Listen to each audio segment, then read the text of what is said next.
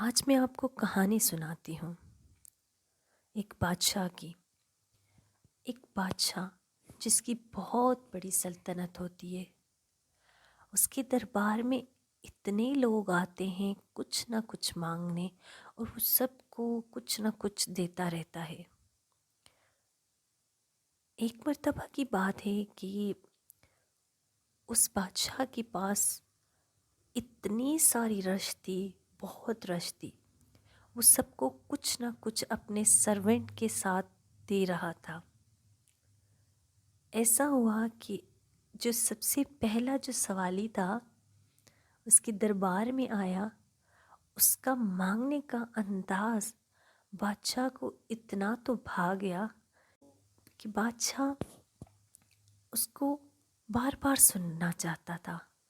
بادشاہ کو اتنا اچھا لگ رہا تھا اس کے مانگنے کا انداز کہ بادشاہ جان بوجھ کے اس کو نظر انداز کر رہا تھا اور دوسروں کو دیتا جا رہا تھا۔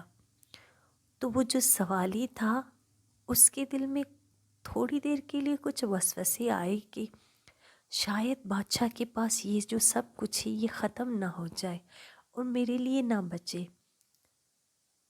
دراصل بات یہ ہے کہ بادشاہ جان بوجھ کے اس کو دینے میں دیری کر رہا تھا تاکہ وہ اس کو بار بار سنے۔ وہ جس انداز سے، جس لہجے میں بادشاہ کو پکار رہا تھا اور مانگ رہا تھا، وہ بادشاہ کو بہت پسند آ رہا تھا، اور اسی دیری میں بادشاہ اسے بار بار سننا چاہ رہا تھا۔